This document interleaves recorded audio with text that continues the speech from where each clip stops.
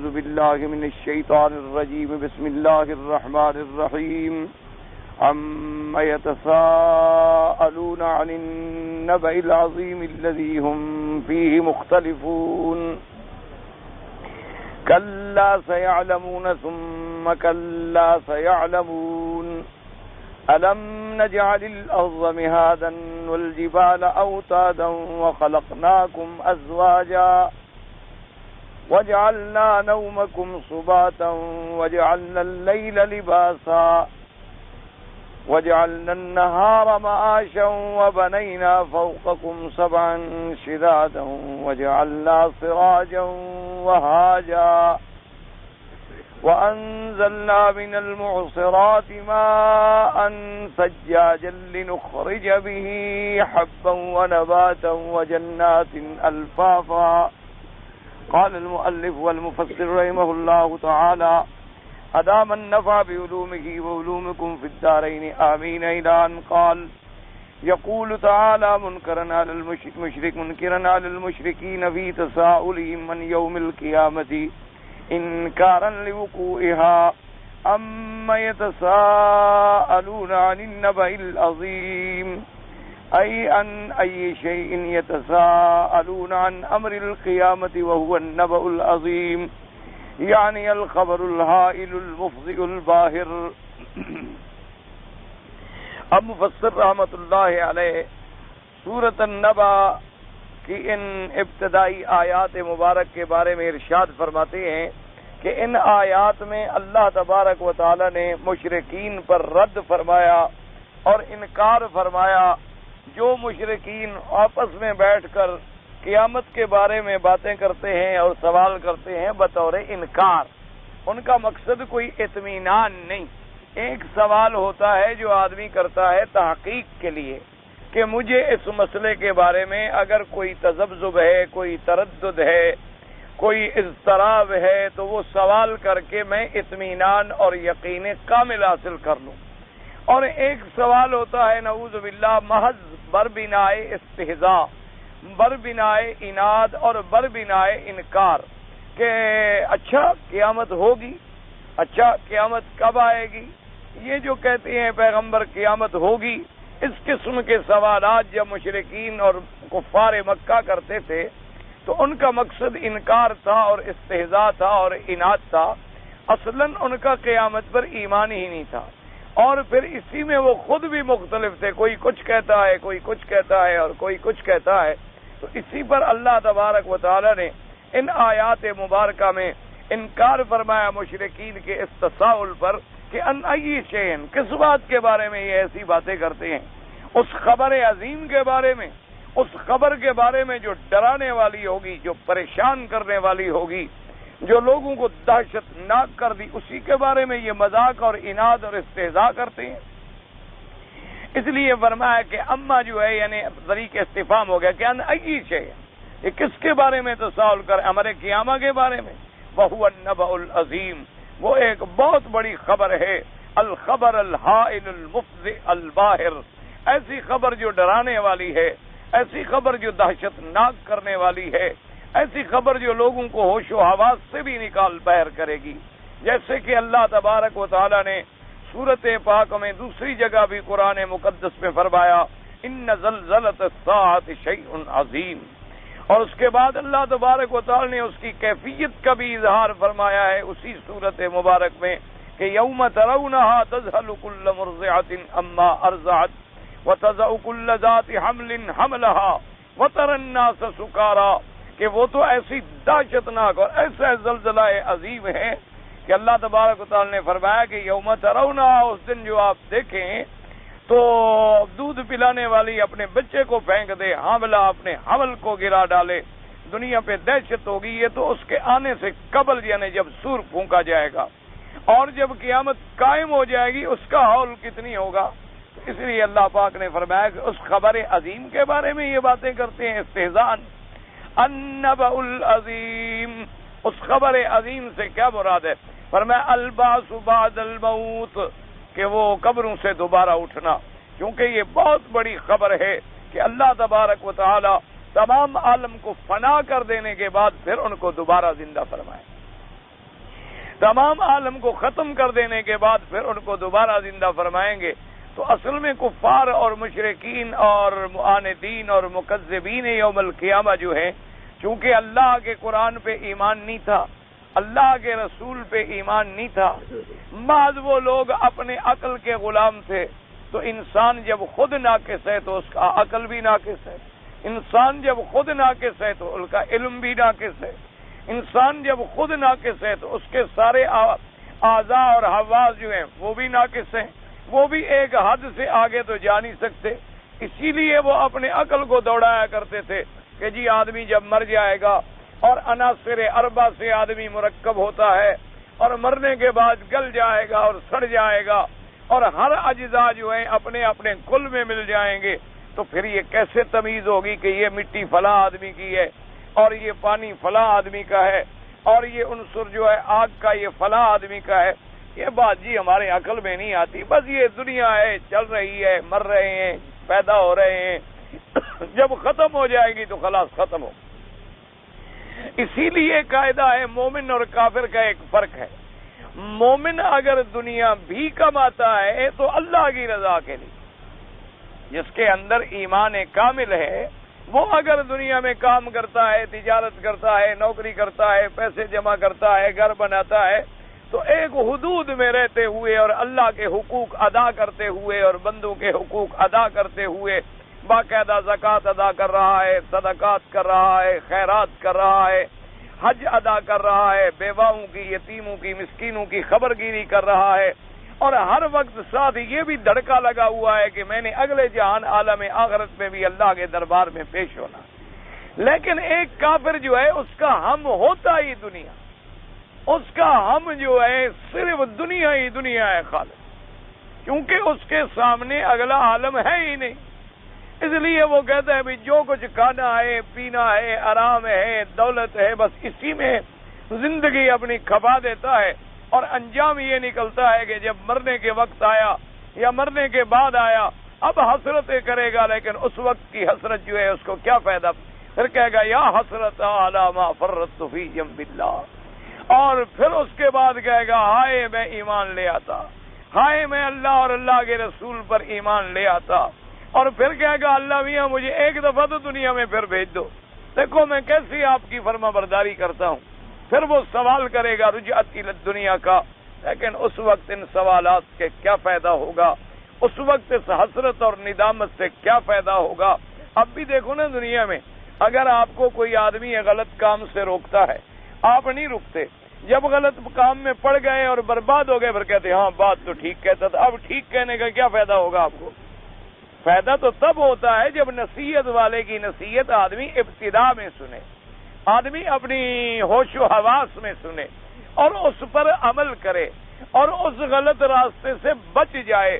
وہ تو کہے گا بھی الحمدللہ مجھے بڑا صحیح مشورہ دیا تھا، اللہ اسے جزائے خیر دے کہ مجھے اس نے شرک سے بچا دیا، مجھے اس نے قبر پرستی سے بچا دیا، مجھے اس نے بدعات سے نکال دیا، مجھے اس نے گناہوں سے بچا دیا، اس نے میری زندگی میں ایک تبدیلی پیدا کر دی، میں ایک بھٹکا ہوا انسان تھا، میں راہ راست پہ آ گیا اور آج میری دنیا بھی کامیاب ہے اور آخرت بھی کامیاب ہے۔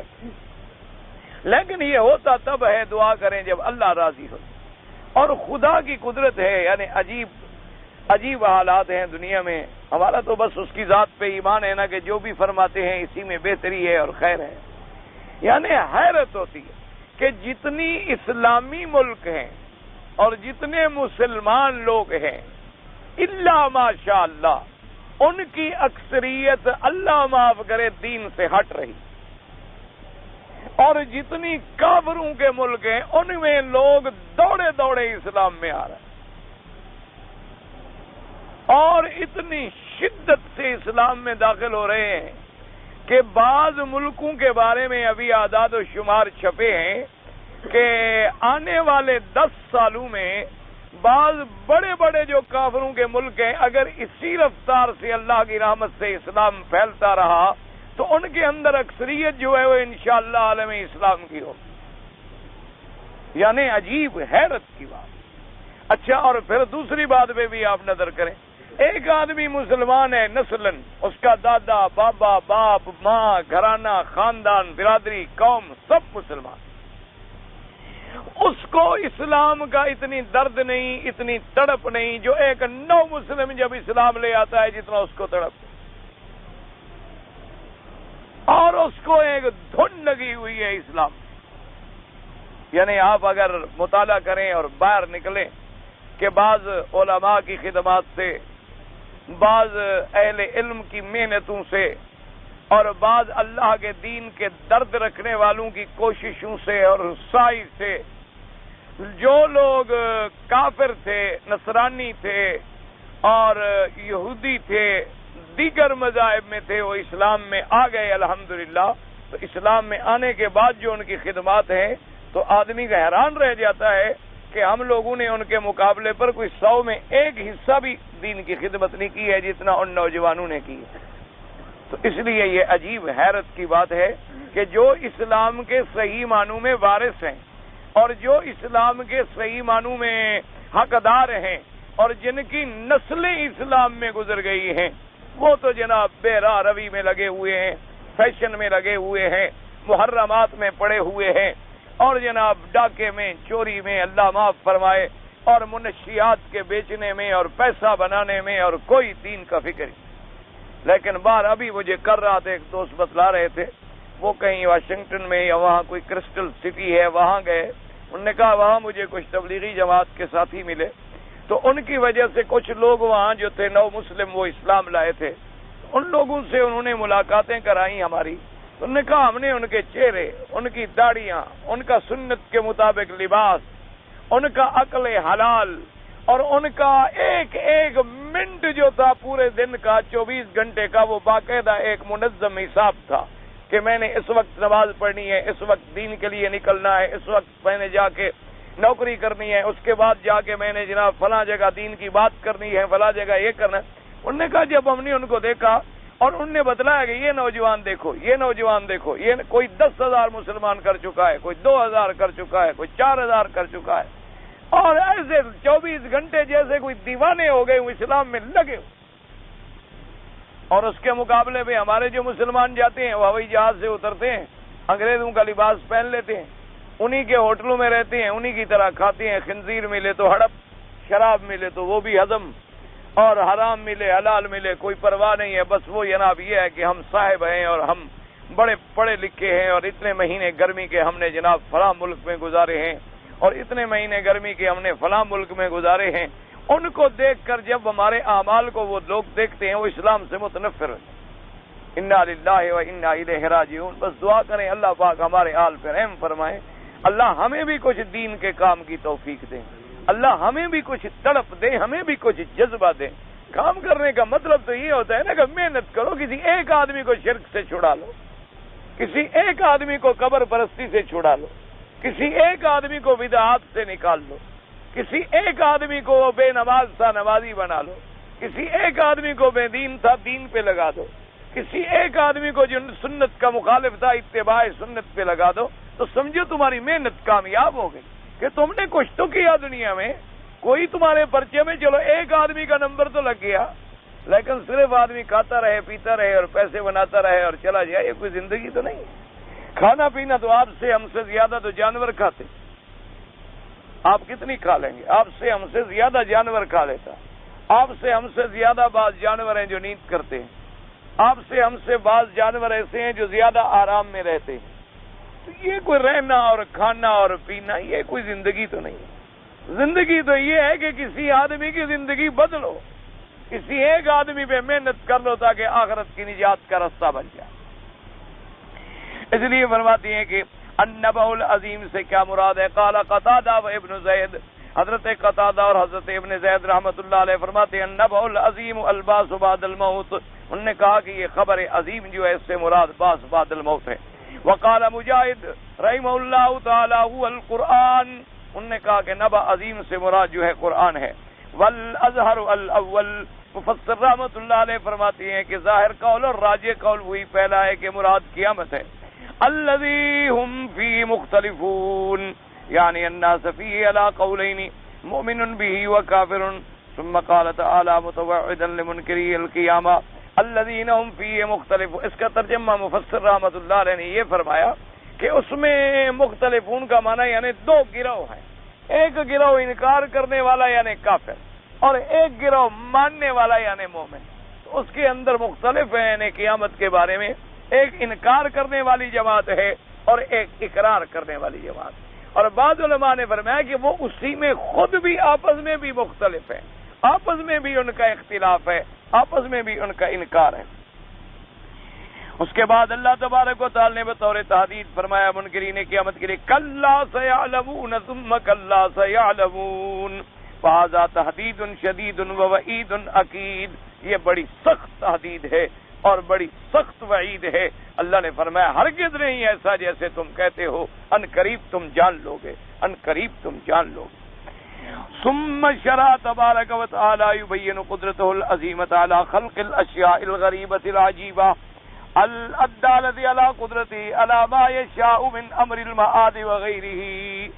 اب اللہ تبارک و تعالی اپنی قدرت عظیمہ کا بیان فرماتی ہیں کہ اللہ تبارک و تعالی نے کیسی کیسی چیزیں پیدا فرمائیں، کیسے کیسے عجائبات دنیا میں پیدا فرمائے. اور یہ ساری چیزیں دلالت کرتی ہیں کہ جو ان کے پیدا کرنے پہ قادر ہے وہ ہمیں دوبارہ بنانے پر بھی قادر ہے. جیسے کہ لکھا ہے ایک واقعے میں ایک عالم دین نے کہنے لگے کہ میں ایک دفعہ کسی صحرا میں جا رہا تھا اور میرا گزر جو ہے ایک بدو پر ہوا. اور بدو وہ جنگل کے اندر جیسے کنویں ہوتے ہیں نا جی، ایسے کچے کنویں کھود لیتے ہیں پانی نکال لیا پینے کے لیے.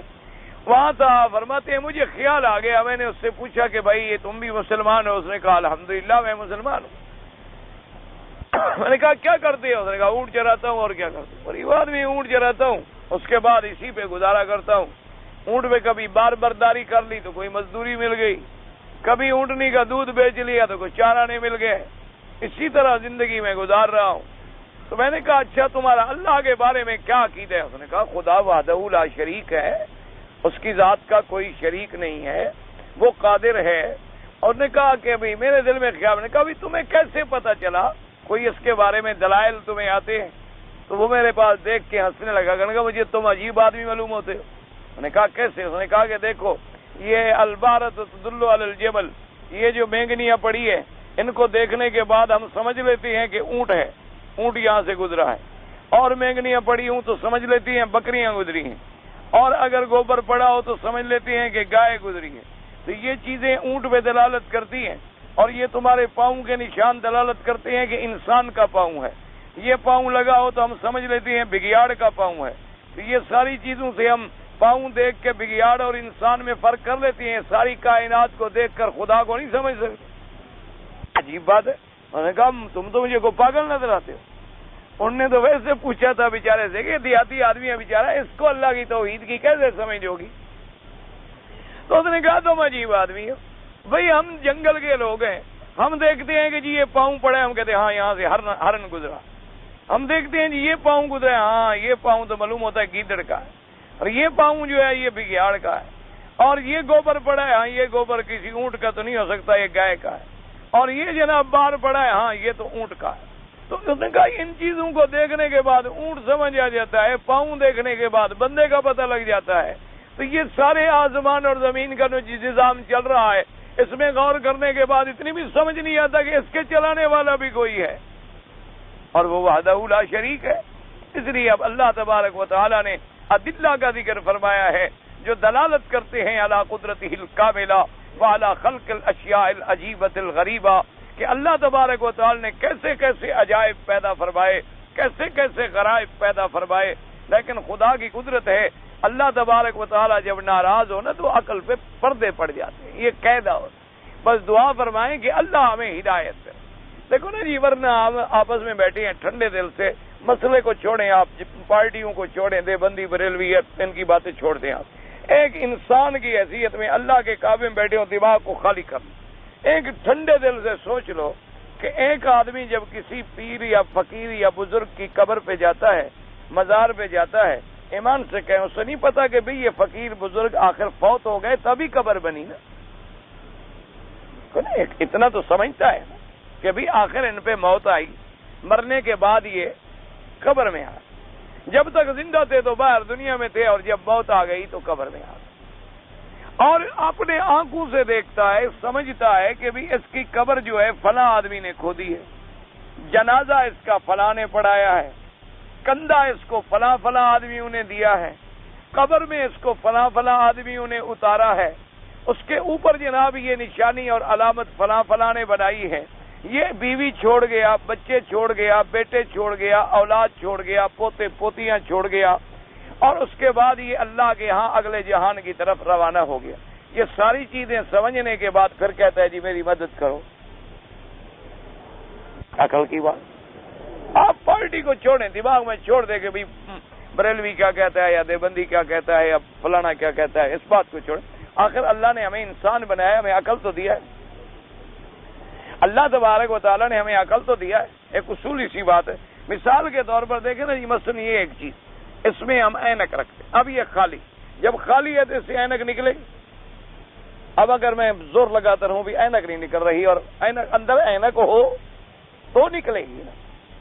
اگر اندر اینک نہ ہو اور میں جناب اس کو سامنے رکھ لوں اور کہوں حضرت اینک باہر نکلو، حضرت اینک باہر نکلو، حضرت، اگلے کہیں گے پاگل ہو گئے، مولوی صاحب یہ اینک تمہاری باتیں سمجھ رہی ہے کہ باہر نکل آئیں گے۔ تو یہ سب کچھ وہ جانتا ہے کہ بھی جب یہ اپنے بیوی بچوں کو بھی چھوڑ کے بیچارہ چلا گیا، اپنے پورے خاندان کو روتا ہوا چھوڑ کے اللہ کے جہان میں یہ چلا گیا، پورا خاندان اس کو نہیں بچا سکا، اور اس نے یہ نہیں کہا کہ بابا رونا شونا نہ کرو، فکر نہ کرو، ہم نے تو صرف برقع تبدیل کیا ہے، میں کل پرسوں پھر تمہارے گھر آ جاؤں۔ ابھی ایسا ہوا، اگر ایسا ہوتا تو پھر ان کی بیویوں سے دوسری شادی کر لیتے۔ عجیب سی بات ہے۔ اسی لیے حضرت علی رضی اللہ تعالی عنہ، اللہ کے کروڑوں رحمتیں ہوں آپ پر، جو ولایت کا سرچشمہ ہیں، یاد رکھو سرچشمہ ولایت جو ہیں وہ حضرت علی ہیں۔ تمام دنیا کے جتنے اولیاء گزرے ہیں سب کا سلسلہ پہنچے گا حضرت علی، اور حضرت علی رضی اللہ تعالی عنہ کا سلسلہ پہنچے گا حضرت محمد الرسول اللہ صلی اللہ علیہ وآلہ آلہ وسلم تسلیما کثیرا کثیرا۔ اب تو میرے بھائی دنیا نے طریقت کو اور پیری کو اور ان چیزوں کو ایک عجیب رنگ دے دیا ہے، ورنہ اس کی مثال تو یوں سمجھ لیں کہ چلنے کے لیے دو چیزوں کی ہمیشہ ضرورت ہوتی ہے۔ ایک بات یاد رکھیں، یہ جو لوگ کہتے ہیں نا بھی یہ تو جی شریعت کے مولوی ہیں، ان کو طریقت کا پتہ نہیں، ان کو خود طریقت کا پتہ نہیں، اور اعتراض کرنے والوں کو خود نہیں پتا بیچاروں کو کہ طریقت کیا ہے۔ ہمیشہ یاد رکھیں کہ دو چیزوں کی ضرورت ہوتی، آدمی نے چلنا ہے، ایک تو راستے کی ضرورت ہوتی، اگر راستہ نہ ہو تو ہم پہنچیں کیسے؟ ایک دوسرا راستہ بھی ہے بھی سیدھا، ہے بھی صاف، لیکن ہم میں چلنے کی قوت نہیں ہے،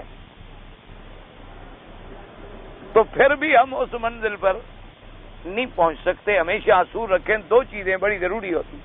مثلاً آپ نے مکہ مکرمہ جانا ہے، آپ نے اللہ کے کعبے میں جانا ہے، آپ نے مدینہ منورہ جانا ہے، ایک مثال کے طور پر، تو پہلی چیز ضرورت کیا ہے کہ راستہ بھی ہو۔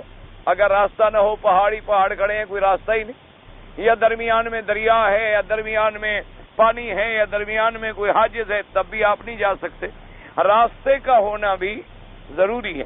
اچھا راستہ ہے، لیکن آپ میں چلنے کا ارادہ، نیت، ہمت اور پھر اس پر قوت ہی نہیں ہے تو آپ نہیں چل سکتے۔ اچھا اگر اب آپ کو چلنے کی ہمت ہے تو جس میں ہمت تھوڑی ہے وہ آہستہ چلے گا، ہمت تیز ہے وہ اور تیز چلے گا، اس سے زیادہ اللہ نے قوت بخشی ہے وہ اور زیادہ تیز چلا جائے گا۔ اگر اللہ نے اس کو پھر گاڑی کا انتظام کر دیا ہے وہ 4 گھنٹے میں پہنچ جائے گا، اللہ نے اس کو پھر جہاز کا انتظام کر دیا وہ آدھے گھنٹے میں پہنچ جائے گا۔ اس کے علاوہ اللہ چاہے تو ہوا کسی کے تابع کر دیں وہ 1 سیکنڈ میں پہنچ جائے گا۔ اس لیے دو چیزیں ضروری ہیں، ایک راستہ ہو اور ایک چلنے کی قوت اور طاقت۔ راستہ کیا ہے؟ اہدنا الصراط المستقیم، یہ راستہ ہے، یہ شریعت کیا ہے؟ راستہ ہے۔ اور اس کے بعد وہ طریقت کیا ہوتی ہے کہ وہ آدمی میں اس پہ چلنے کی قوت پیدا کرے کہ میں اس راستے پہ چلوں اور اپنی منزل کو پہنچ جاؤں. یہ ہوتی تھی طریقت کہ علماء اللہ کے اولیاء اس کے محنت کرتے تھے کہ حلال کا رزق کھاؤ، اللہ کا ذکر کرو، تہجد پڑھو، اشراق پڑھو، نوافل پڑھو، اور جھوٹ نہ بولنا، غیبت نہ کرنا، کسی کو گالی نہ دینا، اپنے اوقات کو ضائع نہ کرنا. وہ اس کی اصلاح کرتے تھے. جب اس کے باطن کی اصلاح ہو جاتی تھی تو اب قوت اور طاقت بڑھ جاتی ہے. آپ دیکھ جائیں نا کسی تجربے کار حکیم کے پاس، آپ کہیں جی مجھے اتنے عرصے سے تکلیف ہے، میں علاج کرا رہا ہوں اور مجھے فائدہ نہیں ہوتا، تو جو سمجھدار اطباء ہیں وہ کیا کرتے ہیں؟ وہ سب سے پہلے اسے کہیں گے اچھا جی اس کو منزج دو، اس کو ذرا ایسی غذائیں دو، دوائیں دو کہ اس کا پیٹ نرم ہو اور تھوڑا تھوڑا، پھر اس کو اور دوائیں دو کہ بالکل اس کا پیٹ صاف ہو جائے، معدہ دھل جائے، پھر اس کا مال جو بند کرو کہ اندر جو غلط بلائیں کڑی ہیں وہ سب نکل جائیں. اب جب معدہ بھی دھل گیا، اندر کی صفائی بھی ہو گئی، اب آہستہ آہستہ وہ دوا دینی شروع کرے گا کہ تمہاری بیماری جو ہے وہ آہستہ آہستہ کنٹرول. اگر وہ بلائیں اندر کھڑی رہیں اور اوپر سے دوائیں کھلاتے جاؤ، کیا فائدہ ہوگا؟ اس لیے علماء نے اس کی مثال دی ہے کہ یہ گلاس ہے، اس میں ایک چھوٹا سا آپ سوئی کے ناکے کے برابر ایک سوراخ کر دیں، اوپر سے آپ پانی ڈالتے جائیں تو کب تک رہے گا؟ کیونکہ نیچے سے جب تک وہ سوراخ بند نہ ہو پانی محفوظ نہیں رہ سکتا. تو اللہ کے اولیاء کا کیا کام تھا کہ علماء شریعت پڑھاتے تھے اور وہ اس کے اندر وہ قوت بناتے تھے کہ بھئی شریعت کے اوپر چلنے کی تمہارے اندر ہمت اور قوت اور طاقت پیدا ہو جائے. اور اسی کا نام تھا طریقت، وہ تابع تھی شریعت محمد مصطفیٰ. اور جو صوفی اپنی طریقت کو شریعت کے تابع کر دے وہ اللہ کا ولی ہے. اللہ اس کی قبر پہ کروڑوں رحمتیں فرمائیں، اور اگر زندہ ہے تو اللہ ہمیں ان کی صحبت نصیب فرمائے. کون اولیاء اللہ کا منکر ہے؟ کون ان کے خدمات کا منکر ہو سکتا ہے؟ تو اس لیے ہمیشہ یہ دو چیزیں پیدا ہوتی ہیں. اچھا، اور جتنے اللہ کے ولی متبع شریعت ہیں انہوں نے کبھی نہیں کہا کہ بھی مرنے کے بعد مجھے پکارنا، میں تمہاری مدد کو پہنچوں گا، میں تمہاری نجات کا ذریعہ بنوں گا، میں تمہیں چھڑا لوں گا. وہ تو ہمیشہ یہی سبق پڑھاتے ہیں کہ بھی اپنی اصلاح کرو اور اعمال صالحہ حاصل کرنے کی. اب صرف جیسے اطباء کا طریقہ علاج مشکل تھا، اسی طرح ذرا وہ آدمیوں کا جب علاج کرتے تھے ان کا طریقہ علاج بھی ذرا مشکل ہوتا تھا. کچھ لوگوں کو سمجھ آ جاتا تھا اور کچھ لوگوں کو سمجھ نہیں آتا تھا، تو اس لیے پھر اعتراض پیدا ہوئے. ورنہ ہر طریقہ جو ہے وہ تابع ہے شریعت محمد مصطفیٰ صلی اللہ علیہ وآلہ آلہ وسلم تسلیما کثیرا کثیرا. جیسے کہ لکھا ہے کہ ایک بہت بڑے بزرگ تھے، اللہ کے ولی تھے، اور ہند کے کسی علاقے میں ان کا گزر ہوا ہے.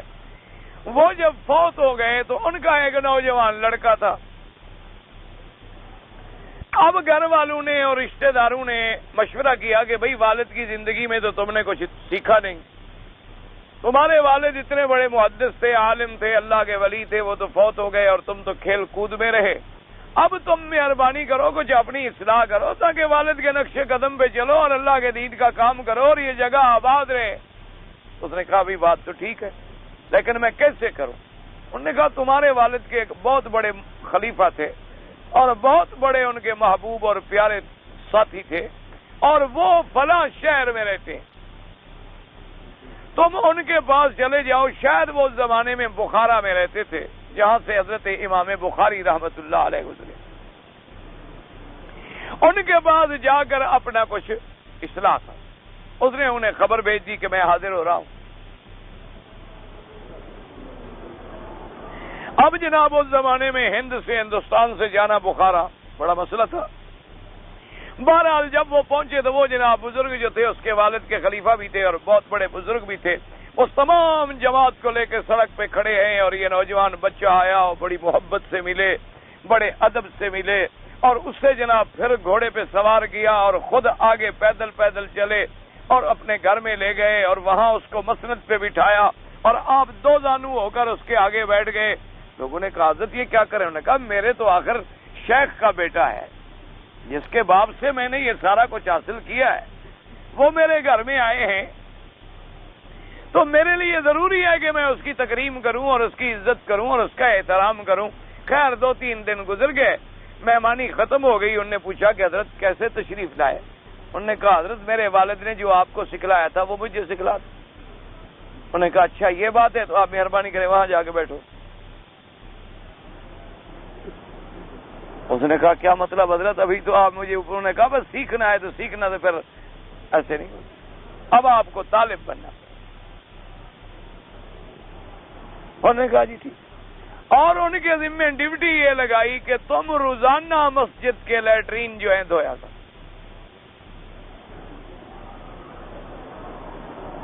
انہوں نے کہا صبح تہجد کے وقت اٹھا کرو, لوگوں کے آنے سے پہلے تمام لیٹرین اور غسل خانے اور حمام جو ہیں بالکل صاف ہوں اور چمکتے ہو, اور اسی طرح پھر شام کو بھی دھونے. ٹھیک. بیچارے نے کہا ٹھیک ہے دھونے ہیں, کیا کروں. اب لگا بیچارہ دھونے کو. نے کہا اور اس کے بعد دوسری ڈیوٹی تمہاری یہ ہے کہ تمام جو لنگر میں لوگ آئے ہوئے ان کو کھانا کھلایا کرو. جب سب کھا کے فارغ ہو جائے تم بعد میں کھائے, اور کھانا وہی ہے جو بچ جائے, اور نہیں لینا جا کر لنگر. اب ایک آدمی 400 آدمی کو کھانا کھلا رہا ہے اور اپنے لیے ٹکڑے ڈھونڈ رہا ہے, اور اسی حالت میں اس کو بھی شوق تھا دین سیکھنے کا, لگا رہا. چند دنوں کے بعد جب 6 مہینے گزر گئے, سال گزر گیا, تو اب کہ وہ جب اس کا برتن بھر کے سر پہ رکھو اور ایسے طریقے سے چلو جب اس کے قریب گزرو تو اس پہ پھینک دینا, وہ سارا گند اس کے اوپر گرے, اور پھر جو کہے وہ مجھ کو بتانا کہ کیا کہتا. میں نے کہا جی ٹھیک. وہ جناب وہ تو سیکھے ہوئے تھے بیچارے, وہ جناب گند کا ٹوکرا اٹھائے اور قریب آئے, ٹھوکر کھائی اور سارے کا سارا اس کے اوپر. وہ اٹھا, اس نے کہا نہیں ہندوستان میں میری بستی ہوتی, آج میں تجھے ٹھیک جو کرتا. یہاں مسافر ہوں بابا, جو مرضی آئے کرو. میرا ملک ہوتا آج ہوتے تم وہاں, تمہیں سیدھا جو کر دیتا. لیکن اب تو میں تمہارے ملک میں پڑا ہوں, مسافر ہوں, دیکھو سارا مجھے گندگی میں بھر دیا, اندھے ہو کے چلتے ہو. خیر وہ گیا, نہایا, حضرت نے بلایا, پوچھا کہ بھئی کیا ہوا؟ اس نے کہا جی میں نے ایسے کیا, اور اس نے یہ کہا. انہوں نے کہا اچھا ابھی دماغ خراب ہے, ابھی عقل نہیں نکلی, ابھی دیر ہے بیچارے, ابھی اس کا جو اندر وہ غرور کھڑا ہے نا کہ میں فلاں عالم کا بیٹا ہوں, ابھی وہ نہیں مرا. اور جب تک یہ نفس امارہ اور نفس خبیث نہ مرے, آدمی ٹھیک کیسے ہو؟ جب یہ بات آپ کے اندر کھڑی ہے, میں چودھری ہوں اور میں خان ہوں اور میں مولوی ہوں اور میں عالم ہوں, اور پھر سمجھیں گے بھائی خالی بانڈا ہے, کڑ کڑ کرتا ہے. بھرا ہوا بانڈا ہو تو آواز نہیں کرتا, برتن بھرا ہوا ہو نا, اس کو آپ بجائیں نہیں بجے گا. خالی ہو, ہاتھ لگائیں, وہ بیلوں پہ آواز آئے. یہ گالیاں وہی دیتے ہیں جو اندر سے فارغ ہوتے ہیں اللہ کی رحمت. اور یہ 1 سال کا اور رگڑا نکل گیا. حضرت نے پھر اسی طرح ایک اور آدمی کو سکھلایا کہ اب اس کے اوپر پھر گندگی پھینکو اور دیکھو کیا کہتے.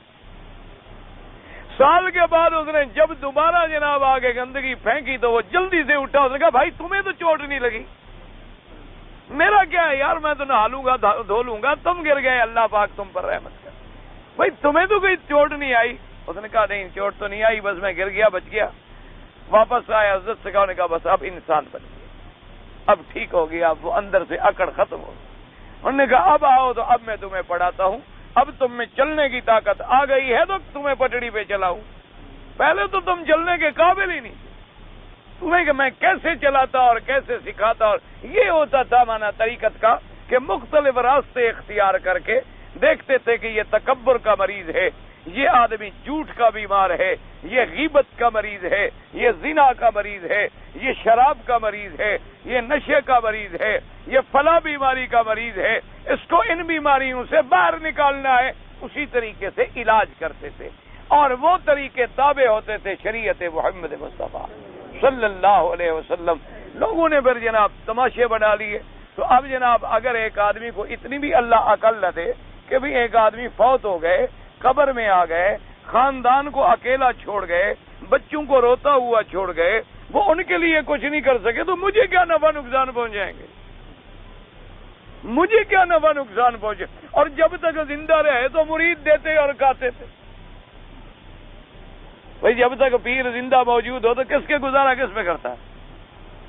مریدوں کی نظر نیاز، مریدوں کا ہدیہ، مریدوں کی نظر، مریدوں کی مرغیاں، مریدوں کی زمینیں، مریدوں کے دیے ہوئے مال، تو وہ جو اس نے زندگی میں کبھی ہمیں کچھ نہیں دیا مرنے کے بعد بھی دے گا؟ کوئی عقل کی بات ہے؟ زندگی میں لیتا رہا، مرنے کے بعد لوٹانے لگ گیا ہے۔ اتنی عقل دے اللہ پاک بندے کو۔ بھائی اصل قاعدہ کیا ہے کہ اللہ والے کی قبر پہ جاؤ، عبرت پکڑو کہ جب اللہ کے اتنے بڑے ولی بھی قبر میں آ گئے تو میں نے بھی یہیں آنا، جب اللہ کے انبیاء بھی قبر میں آ گئے تو میں کیا؟ اس لیے حکم ہے کہ قبر کو دیکھ کے عبرت پکڑو، قبروں کو دیکھ کے اپنی موت کو یاد کرو، قبروں کو دیکھ کے عالم آخرت کو یاد کرو، اور پھر دیکھو کہ وہ آدمی جس کی مجلس میں ہزاروں آدمی واز سنتے تھے آج اکیلا قبر میں پڑا، جس کی مجلس میں لاکھوں آدمی دنگ کھڑے رہتے تھے آج مٹی منہ پہ آ گئی ہے اور اکیلا پڑا ہوا ہے، وحشت میں پڑا ہوا ہے، نہ بیٹا ہے نہ بھائی ہے، اکیلا۔ اور اسی طرح میں نے بھی سب کو چھوڑ کے اکیلا اسی جگہ آنا۔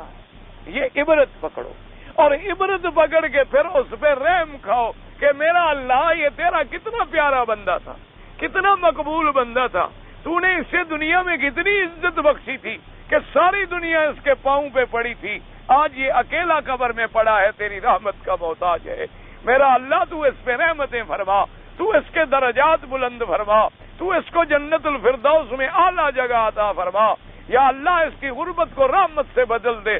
تو جب تم اس کے لیے دعا کرتے ہو اللہ کی رحمت جوش میں آ کر تیرے اوپر بھی رحم کر دے۔ یہ قاعدہ ہوتا ہے۔ کچھ دین سیکھو، کچھ عقائد کی اصلاح کرو، کچھ اپنے آپ کو تبدیل کرو۔ اللہ کے کعبے میں آنے کے بعد بھی اگر مشرک رہے، بدعتی رہے، سنت کا مخالف رہے، بے نمازی رہے، چور چوری کرتا رہے، شرابی شراب پیتا رہے، نشے بیچنے والا اسی نشے میں پڑا رہے، تو پھر یہاں آنے کی ضرورت کیا؟ اس سے تو بہتر تھا کہ پھر اللہ کے گھر سے دور تو رہتے، اللہ تبارک و تعالیٰ کے گھر کی بے ادبی اور گستاخی تو نہ ہو۔ اس لیے فرمایا کہ وہ خبر ایسی ہے۔ اب دلائل دیتے ہیں اس پر۔ فرمایا الم نجعل الارض مہادا ای ممہدۃ للخلائق ذلولا لهم قارۃ ساکنۃ ثابتہ۔ فرمایا دیکھو کیسے میں نے زمین کو تمہارے لیے بچھونا بنا دیا مخلوق کے لیے، اور کیسے میں نے زمین کو تیرے تابع کر دیا، اس کو ثابت کر دیا، قرار والا بنا دیا تاکہ تجھے تکلیف نہ ہو۔ فرمایا والجبال اوتادا ای جعلها لها اوتادا ارساها بها وثبتها وقررها حتى سکنت ولم تضطرب بمن علیها۔ اللہ نے فرمایا پھر دیکھو کہ میں نے زمین میں کیسی پکی میخیں گاڑ دی ہیں تاکہ زمین کو میں جما دوں، زمین کو ثابت کر دوں تاکہ زمین ساکن ہو جائے اور اضطراب نہ ہو زمین میں، حرکت نہ ہو زمین میں، تاکہ جو اس کے اوپر ہے وہ پریشان نہ ہو۔ ثم قال تبارک و تعالی وخلقناکم ازواجا یعنی ذکرا و انثى یتمتع کل منہما بالآخر ویحصل التناسل بذلک۔ اللہ نے فرمایا پھر ہم نے تم میں سے کیسے جوڑے جوڑے پیدا کیے، ہم نے مذکر بھی پیدا کیا، مرد بھی پیدا کیا، عورتیں بھی پیدا کی، تاکہ ایک دوسرے سے نفع حاصل ہو، ایک دوسرے سے خدمت بھی حاصل ہو اور سلسلہ تناسل بھی آگے چلتا رہے۔ اسی فرمایا ومن آیاتہ ان خلق لکم من انفسکم ازواجا لتسکنوا الیہا وجعل بینکم مودۃ ورحمہ۔ اللہ نے فرمایا اس کی قدرت کی نشانیوں میں سے یہ بھی نشانی ہے کہ اللہ تبارک و تعالی نے تم میں سے عورتیں بنائی، تم میں سے جوڑے بنائے تاکہ تم ان کے ساتھ تسکین حاصل کر سکو، آرام حاصل کر سکو، اور پھر اللہ تبارک و تعالی نے تمہارے درمیان میں محبت اور مودت اور رحمت بھی رکھ دی۔ وقوله تبارک و تعالی وجعلنا نومکم سباتا ای قطعا للحرکت لتحصل الراحة من کثرة الترداد والسعی فی المعاش فی ارض النہار وقد تقدم مثل هذه الآیت فی سورة الفرقان۔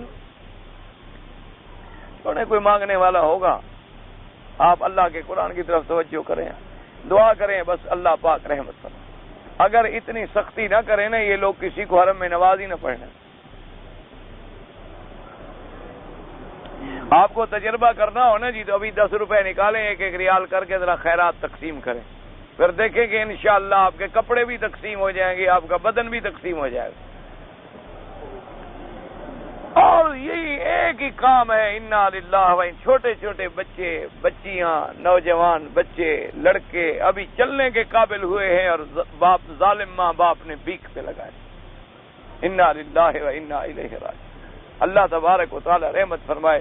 آپ طواف کر رہے ہوں گے، وہ آگے، آپ نماز پڑھ رہے ہیں، وہ بیٹھے ہوئے، اور بعض تو بڑے عجیب انداز میں آئے، کہیں گے السلام علیکم، آپ چپ کر کے جا رہے ہیں، دل میں کہہ دیا وعلیکم السلام، پھر کہ السلام علیکم، کہ اس کا مطلب تو ہے پیسے، خالی سلام کی تو اس کو ضرورت ہی نہیں ہے، خالی السلام علیکم کا اس کا کیا ہے؟ انا للہ و انا الیہ راجعون۔ دعا کرو اللہ ہمارے حال پہ رحم فرمائے۔ اس لیے فرماتے ہیں وَجَعَلْنَا نَوْمَكُمْ سُبَاتًا، سباتن کا کیا معنی؟ ای قطعا للحرکت، سب مانا تھا نا قطع، کہ اب اللہ نے چلنے پھرنے سے روک کے تمہارے لیے ایک ٹائم معین کر دیا کہ رات آئی بس اب تم سکون حاصل کر رہے ہو، راحت حاصل کر رہے ہو، کیونکہ دن کے اندر تمہاری دوڑ بھاگ تھی۔ جیسے اللہ نے فرمایا وَجَعَلْنَا اللَّيْلَ لِبَاسًا، ای یغشی النَّاسَ ظَلَامَهُ وَسَوَادَهُ، کہ رات کا اندھیرا آ کے بندوں کو اپنے پردے میں لے لیتا ہے۔ کما قالت تعالی واللیل اذا یغشاها، جس سے کہ شاعر نے کہا فلما لبثنا اللیل اوحین نصبت له من آذانها وهو جانح، کہ تو گویا اللہ نے رات کے اندھیرے کو ہمارے لیے پردہ بھی بنا لیا، ہمارے سکون اور راحت کی ذریعہ بھی بنا دیا۔ وقال قتادہ فی قوله تعالی وجعلنا اللیل لباسا، ای سکنا، کہ ہم نے رات کو بنایا تمہارے سکون کے لیے۔ وقوله تبارک وتعالی وجعلنا النهار معاشا، ای جعلناه مشرقا نيرا مضيا ليتمكن الناس من التصرف فيه والذهاب والمجيء للمعاش والتكسب والتجارات وغير ذلك۔ اللہ نے فرمایا کہ دن کو ہم نے روشن بنا دیا، چمکنے والا بنا دیا، تاکہ لوگ آ سکیں، جا سکیں، تجارت کر سکیں، نوکری کر سکیں، رزق کما سکیں، اپنے کسب کر سکیں، معاملات کو چلا سکیں۔ وقوله تبارک وتعالی وبنینا فوقکم سبعا شدادا، یعنی السماوات السبع فی اتساعها و ارتفاعها و احکامها و اتقانها و تزیینها بالکواکب الثوابت والسیارات۔ اللہ نے فرمایا دیکھو تمہارے اوپر پھر ہم نے 7 آسمان بنائے، کتنے بڑے، کتنے طویل، کتنے عریض، لا یعلم الا اللہ، اللہ کے سوا کوئی نہیں جانتا۔ اللہ نے فرمایا دیکھو میں نے کیسے ٹھیک ٹھیک بنائے، کیسے مضبوط بنائے کہ کسی اتنے ہزاروں سال گزر گئے، نہ ان کی مرمت کی ضرورت ہے، نہ وہ گھستے ہیں نہ وہ ٹوٹتے ہیں، اپنے اپنے جگہ پہ وہ قائم کھڑے ہوئے ہیں۔ اور پھر اللہ نے ان میں ستارے رکھے، اللہ نے ثوابت رکھے، اللہ پاک نے ان میں برج رکھے، سیارات رکھے۔ جیسے قرآن پاک نے فرمایا وَجَعَلْنَا سِرَاجًا وَهَاجًا، یعنی الشمس المنیرۃ علی جمیع العالم الذی یتوہج زوال اہل الارض کلہم۔ اللہ نے فرمایا پھر ہم نے کیسا سراج، کیسا چراغ روشن، سخت روشنی والا رکھا، ایسی روشنی کے پورے عالم کو روشنی پہنچا رہی ہے، ایسی روشنی کے پورے کائنات کے ذرے ذرے کو روشنی پہنچا رہی ہے۔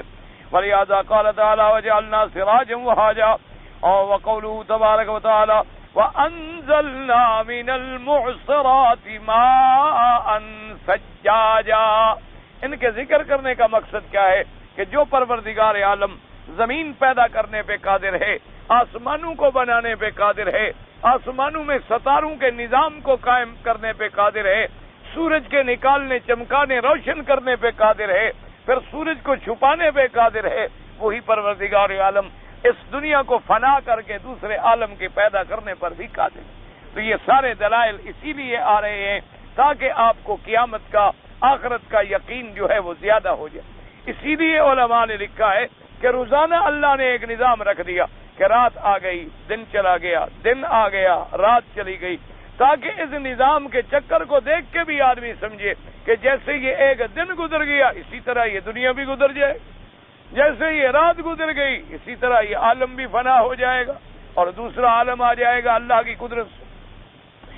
فرمایا وَأَنزَلْنَا مِنَ الْمُعْصِرَاتِ مَاءً ثَجَّاجًا قال الأوفين ابن عباس المعصرات والريح۔ انہوں نے فرمایا، اللہ پاک نے فرمایا کہ دیکھو پھر کیسے ہم نے پانی اتارا۔ فرماتے ہیں معصرات اصل کہتے ہیں نچوڑنے والی، بعد نے کہا کہ ہوائیں، بعض نے کہا کہ بادل نچڑتے ہیں ان سے، پھر قطرے قطرہ پانی جب گرتا ہے۔ اور اس کے بعد فرمایا وقال ابن ابی حاتم حدثنا ابو سعید قال حدثنا ابو داؤد الحفری عن سفیان عن الاعمش عن سعید بن جبیر عن ابن عباس رضی اللہ تعالیٰ عنہ انزلنا من المعصرات، انہوں نے کہا اتارا ہم نے ہواؤں سے الرياح، وقضا قال اکرمۃ مجاہد وقتادہ وقاتل والکلبی وزید بن اسلم وابن عبد الرحمن انها الرياح، انہوں نے کہا معصرات کا معنی ہوائیں ہیں، ومعنى هذا القول انها تستدر المطر من السحاب، کہ کیسے ہم اتارتے ہیں پانی بادلوں سے، یعنی ہوائیں آتی ہیں وہ پانی لے کے اوپر جا کے بادل بناتی، بادل بھرتی ہیں، پھر بادلوں سے ہم پانی اتارتے ہیں۔ وقال علی ابن ابی طلحہ عن ابن عباس من المعصرات، نے کہا معصرات کا معنی سحاب بادل، وقذا قال اکرمۃ ایضا وابو العالیہ والضحاک والحسن والربیع بن انس الثوری واختارہ ابن جریر، اسی کو ابن جریر رحمۃ اللہ علیہ نے بھی ترجیح دی ہے کہ معصرات کا معنی جو ہے وہ بادل ہے۔ وقال الفراء الصحاب الذي تتحل بالمطر ولم تمطر بعد، انہوں نے کہا کہ یہ معصرات ان بادلوں کو کہتے ہیں کہ پانی سے بھرے ہوئے ہوں لیکن ابھی برسے نہ ہوں، ابھی برسے نہ ہوں، جیسے کہتے ہیں امراۃ المعصر اذا تنہا حیضا ولم تحض، کہ جیسے کہتے ہیں امراۃ معصر عربی میں کہ ایسی عورت کہ حیض کا وقت قریب آ گیا لیکن ابھی حیض شروع نہیں ہوا۔ وعن الحسن وقتادہ بن المعصرات، نے کہا معصرات کا معنی آسمان ہے، یعنی السماوات وهذا قول غریب بل اظہر ان المراد بالمعصرات السحاب، مفسر فرماتے ہیں کہ راجح قول یہی ہے کہ معصرات کا معنی بادل ہیں، کہ اللہ تبارک و تعالی بادلوں سے پانی برساتی ہیں، کما قال اللہ تبارک و تعالی فی آیت اخری اللہ الذی یرسل الرياح، اللہ پاک ہوائیں چلاتی ہیں اور پھر وہ بادلوں کو اٹھاتی ہیں، وَيُبْسِطُ فِي السَّمَاءِ، آسمانوں میں پھیلاتی ہیں جیسے وَيَجْعَلُهُ كِسَفًا فَتَرَى الْوَدْقَ يَخْرُجُ مِنْ خِلَالِهِ، پھر اس کے ٹکڑے ٹکڑے بناتی ہیں، پھر اس سے پانی نکلتا ہے، أَيْ مِنْ بَيْنِهِ وَقَوْلُهُ جَلَّ وَعَلَا مَاءً سَجَّاجًا، سجاجہ کا معنی ہوتا ہے جیسے پانی برس پڑے، ایک تو تھا نا قطرہ قطرہ، ایک ہوتا بوچھاڑ آ جائے پانی کی۔ قال مجاہد وقتادہ والربیع السجاجن منصبا، وقال الثوری رحمہ اللہ تعالی متتابعا، ایک کے دوسرا قطرے کے پیچھے بارش کے پیچھے بارش آ رہی ہے، قطرات آ رہے ہیں۔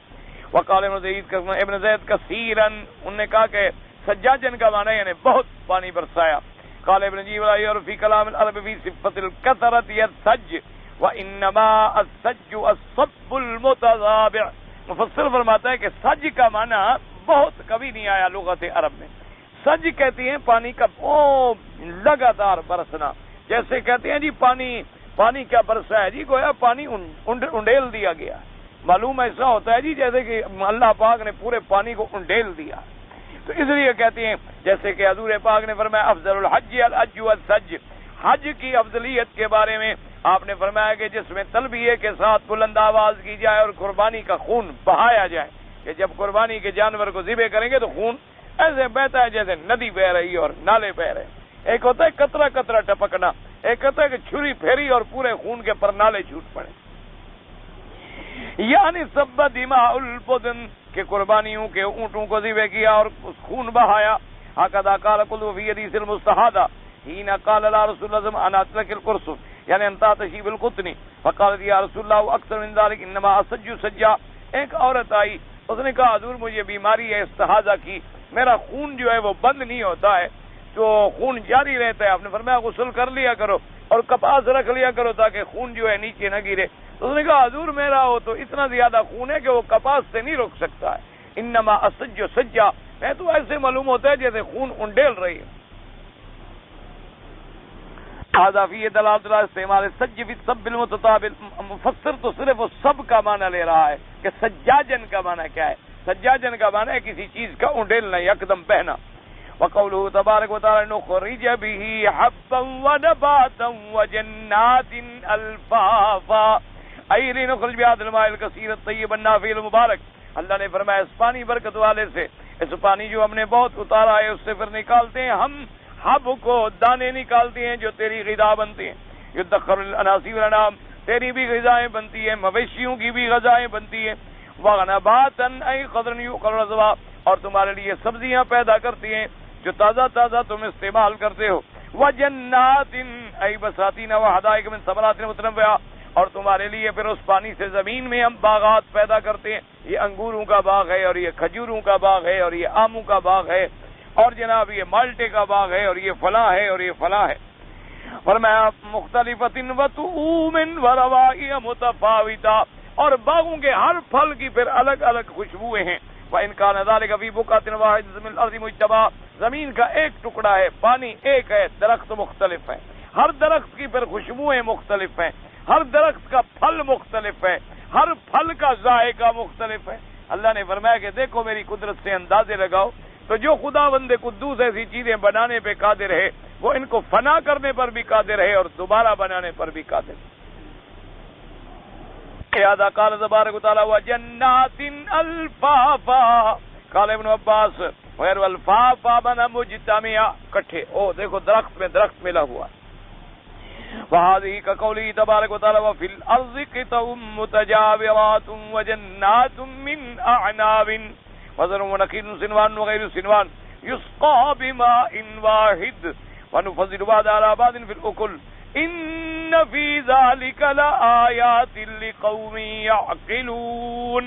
اللہ نے فرمایا دیکھو ہم نے زمین میں کیسے قطعات پیدا کی، کیسے کیسے ٹکڑے پیدا کیے، پھر ہم نے پانی بھیجا، پھر پانی سے ہم نے مختلف باغات اگائے، پھر باغات میں مختلف درخت اگے، پھر ہر درخت کی شکل علیحدہ، پتے علیحدہ، خوشبو علیحدہ، پھل علیحدہ، ان کے ذائقے۔ ان فی ذالک لآیات، ان تمام چیزوں میں نشانی ہے کہ اللہ کی قدرت کاملہ کو پہچانو، لیکن نشانی کن کے لیے؟ لقوم یعقلون، وہ لوگ جن کو اللہ نے عقل بخشا ہے کہ وہ ان آیات سے سمجھتے ہیں کہ جو خداوند قدوس اپنی قدرت کاملہ سے اس جہان کو پیدا کرنے پہ قادر ہے، وہ اس جہان کو فنا کرنے پہ بھی قادر ہے، وہ اس جہان کو دوبارہ بنانے پر بھی قادر ہے۔ اللہ تبارک و تعالی آپ کو بھی اور ہمیں بھی ان سمجھدار لوگوں سے بنائے جو اللہ تبارک و تعالی کی قدرت پر ایمان رکھنے والے ہوں۔ پتہ نہیں کیسا سوال لکھا ہے، مجھے سمجھ تو نہیں آیا کہ بی بی فاطمہ رضی اللہ تعالیٰ عنہ کو مرنے کے بعد کون نے کیا کیا، دفن کیا، پتہ نہیں کیا ہے، اور حضرت علی جو موجود ہیں کسی اور کی ضرورت ہے؟ حضرت علی رضی اللہ تعالیٰ عنہ کی زندگی میں فوت ہوئی ہیں۔ اپنی بیوی اگر مر جائے تو شوہر غسل دے سکتا ہے۔ مسئلہ علماء نے یہ لکھا ہے کہ اصول یہ ہے، ایک بات سمجھ لیں کہ مرد کو غسل مرد دے، عورت کو غسل عورت، ایک اصول۔ اب بعض علماء فرماتے ہیں کہ مثال کے طور پر ایک خاوند مر گیا، کوئی آدمی نہیں ملتا، تو انہوں نے کہا کہ عورت تو غسل دے سکتی ہے کیونکہ وہ مرنے کے بعد 4 مہینے 10 دن عدت میں بیٹھی ہے، تو ابھی اس کے حق میں بیٹھی ہوئی، اس وقت تک نکاح نہیں کر سکتی جب تک کہ 4 مہینے 10 دن نہ گزر جائے۔ لیکن اگر مرد مر جائے تو نے کہا عورت غسل نہیں دے سکتی، عورت غسل نہیں دے سکتی ہے، اس لیے کہ مرد پر تو کوئی، عورت مر جائے تو مرد غسل نہیں دے سکتا ہے، کیونکہ عورت کے مرنے کے بعد مرد چاہے تو اسی رات شادی کر لے، تو مرد پر تو کوئی پابندی نہیں ہے نا کوئی عدت کی۔ اس لیے بعض علماء نے یوں فرق کیا ہے، اور بعض علماء نے فرمایا کہ اگر کوئی حل نہیں ہے تو مجبوری ہے کہ کپڑوں کے ساتھ اسے غسل دے دے۔ بعض نے کہا اگر کوئی بھی حل نہ ہو تو تیمم بھی کرانے کے لیے اجازت دی گئی ہے۔ تو اس لیے بہرحال کوشش یہ کریں کہ مرد مرد کو غسل دے، عورت عورت کو غسل دے۔ یہ تو وہاں حالات ہوتے ہیں جہاں کوئی سفر ہو، حضر ہو، کوئی آدمی موجود نہ ہو، ورنہ الحمدللہ اللہ تبارک و تعالی۔ میری بیوی کا انتقال ہو گیا، بیوی جتنا مقرر تھی وہی مارچ میں، بھائی مجھے نہیں سمجھا، بیوی کا انتقال ہو گیا، میری بیوی کا جتنا مہر تھا میں اسی سے دوسری شادی کر سکتا ہوں، کیا مطلب؟ وہ مہر تو اس بیوی کا تھا، وہ مار لے گا تم دوسری شادی کرے گا، کیا معنی کیا ہے؟ مجھے تو سمجھ نہیں آیا، کیونکہ سوال ایسا ہوتا ہے جب سمجھ نہ آئے تو آدمی اس کا جواب بھی نہیں دے سکتا۔ بھائی تمہاری بیوی مر گیا، اس کی جو حق المار دی، اس کا مطلب ہے تم کھا گیا، نہیں دیا، اگر نہیں دیا ادا کرو، اس کے وارثوں کو دے دو، اس سے تمہارا کیا تعلق ہے؟ تم نے شادی کرنی ہے، اپنی دوسری حق المار ادا کرو۔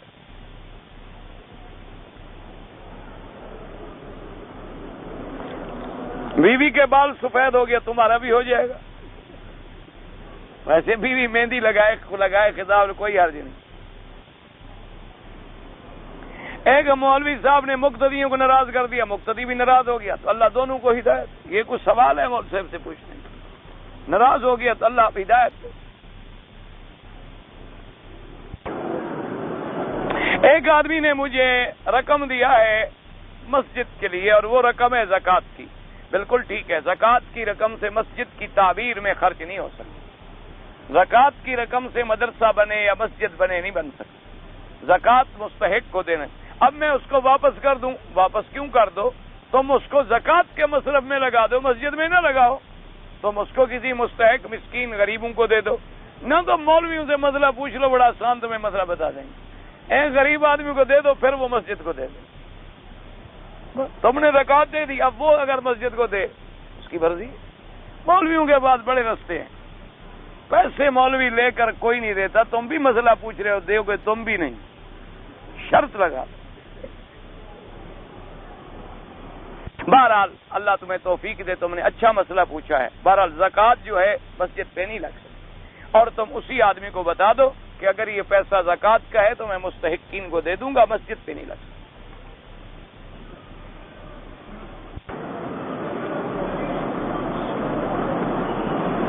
ایک آدمی نے مجھے ایک مربع زمین دی، مجھ سے 10,000 ریال لے لیا، اس نے کہا کہ 1 سال تک تم اس کا فصل اٹھاؤ اور سال کے بعد میں تمہیں پیسے واپس کر دوں گا، تو تم میری زمین مجھے واپس کر دینا۔ یعنی کیا مطلب ہوا؟ یعنی زمین بھی تمہیں دے دی، یا تو زمین مستاجری کر دے، یہ تو ٹھیک ہے۔ اگر اس نے زمین تمہیں دی ہے بطور رہن تو پھر آمدنی اس کی آمدنی تم کیوں کھاؤ جب اصل پیسے واپس لے رہے ہو؟ اصل پیسے اپنے واپس لے لو، یہ کہ آمدنی بھی تم کھا جاؤ 10,000 ریال کی، اور 10,000 ریال بھی اپنا لے لو، تو یہ تو پھر اس کی اجازت نہیں ہے، اس کی آمدنی کا کوئی تعلق نہیں تمہارے ساتھ، جتنی آمدنی ہو وہ اس کو دو مالک کو، اور باقی پیسے لے لو۔ میں شادی شدہ آدمی ہوں، میرے بچے بھی ہیں، ٹھیک ہے، تمہاری والدین بھی ہیں، دوسرے چھوٹے 2 ادرشہ بھائی بھی ہیں، تو بھائی والدین کی بھی خدمت کرو، اپنے گھر والوں کی، بچوں کی بھی خدمت کرو، جب تک والدین زندہ ہیں ان کا بھی تم پر حق ہے، اور اگر والدین محتاج نہ ہوں تو پھر کوئی ضرورت نہیں۔ اگر عصر کے بعد ہم حرم میں آئیں، اگر حنفی ہیں تو تحیت المسجد نہ پڑھیں، اور باقی حضرات کے نزدیک حرم میں ہر وقت نماز جائز ہے۔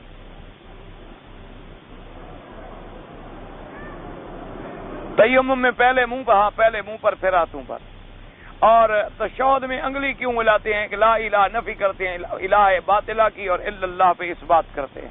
حنفی حضرات کہتے ہیں بس ایک دفعہ، بعض امام مالک فرماتے ہیں کہ پورا ہلاتا رہے تو تب بھی ٹھیک ہے۔ اگر طواف مکمل کر کے فرض نماز میں شامل ہو جائے تو بعد میں جو ہم نے سنت پڑھنی ہے تو پہلے 2 رکعت طواف کی، پہلے 2 رکعت طواف کی پڑھ کے پھر 2 رکعت سنت پڑھے۔ غیبت اور چغلی میں وہی ایک ہی بات ہے۔ غیبت عربی کا لفظ ہے، چغلی اپنی زبان کا لفظ ہے۔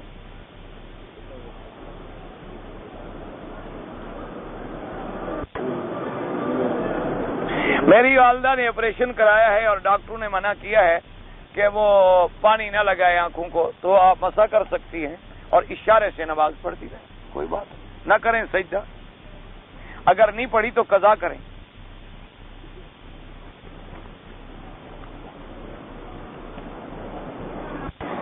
تو آپ نے پوچھا تھا نا 1 لاکھ روپے سے میں نے گھر لیا، گھر سے جو کرایہ آتا ہے وہ خرچ میں سے گھر جاتا ہے، کیا وہ اگر تم نے گھر لیا ہے رہنے کے لیے تو اس پہ زکوٰۃ نہیں؟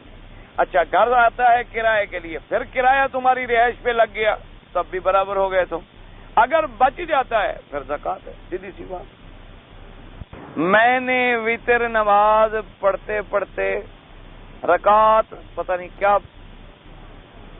کیا بھول گیا مجھے تو بھائی کوئی اردو صاف لکھا کرو، لکھتے اردو ہوتی بنگالی ہے تو میں کیا پڑھوں، اتنا پڑھا لکھا میں بھی نہیں ہوں کہ برمی سمجھ لوں، بنگالی بھی سمجھ لوں، اردو بھی سمجھ لوں، پنجابی بھی سمجھ لوں، ہوتی اردو ہے اور وہ لکھی ہوتی ہے بنگالی میں۔ میں نے پتہ نہیں غلط کام کیا، سکون نہیں ملتا، استغفار کرو، توبہ کرو، اللہ پاک سکون عطا فرمائیں گے۔ کثرت سے استغفار کرو اور کثرت سے درود شریف پڑھو۔ ہنڈی کے ذریعے رقم بھیجنا اگر کافر ملک ہے تو جائز ہے، ہر عمرہ کریں تو سر منڈانا ہوگا بالکل. میں ماں کی طرف باپ کی طرف سے عمرہ کر سکتا ہوں، کر سکتے ہیں. سائی کے پہلے 3 چکر میں نے پیدل کیے، باقی چکر ریڈی پر لگائے. اگر مجبور تھے یا تھک گئے ریڈی پر بھی لگائے، کوئی حرج نہیں. اللہ تبارک و تعالیٰ قبول فرمائے. صلی اللہ تعالیٰ علی خیر خلقی سیدنا محمد یا آلہ وصحبہ اجمعین. یا اللہ عالم اسلام کی عزت کا فیصلہ فرما. یا الہ العالمین عالم اسلام کی عزت کا فیصلہ فرما اور کفر کی ذلت کا فیصلہ فرما. یا اللہ مجاہدین کشمیر، افغانستان، فلسطین کی قدم قدم پہ مدد فرما. یا اللہ حرمین شریفین کو قیامت تک ہر فتنے سے محفوظ فرما. یا الہ العالمین بیماروں کو شفا عطا فرما، بے حیاؤں کو حیا عطا فرما، بے دینوں کو دین عطا فرما، بے اولادوں کو اولاد عطا فرما، قرض داروں کے قرض عطا فرما. یا اللہ جو محتاج ہیں ان کی احتیاج اپنے خزانے غیب سے پوری فرما. ساتھ میں حیات بندوں کا محتاج نہ فرما. یا اللہ ہماری ظاہری باطنی روحانی جسمانی پریشانیاں بیماریاں دور فرما اور ہمارے تمام حاجات اپنی رحمت سے پوری فرما. تمام مشکلات رفع فرما، رحمتوں کے فیصلے فرما دے. یا اللہ پوری دنیا کو دین پہ لگا دے. یا اللہ پوری دنیا میں پھر سے اتحاد پیدا فرما دے. یا اللہ عالم اسلام کو کفر اور شرک کے گڑھوں سے بچا دے. یا اللہ عالم اسلام کو بدعات کی مصیبتوں سے بچا دے. یا الہ العالمین عالم اسلام کے ہر بندے کو سنت کا عاشق بنا دے، حضور پاک کی محبت میں دیوانہ بنا دے، صحابہ اہل بیت اولیاء کرام کی محبت میں پروانہ بنا دے. یا اللہ ہمیں مانگنا بھی نہیں آتا، بغیر مانگے اپنی رحمتیں عطا فرما. یا اللہ تیرے دروازے پہ ہاتھ پھیلا کے بیٹھے ہیں، مایوس نہ فرما، اپنی رحمتوں سے محروم نہ فرما. ربنا آتنا فی الدنیا حسنۃ وفی الآخرۃ حسنۃ وقنا عذاب النار. یا اللہ جب موت کی گھڑی آئے تو زبان پہ جاری فرما لا الہ الا اللہ محمد رسول اللہ.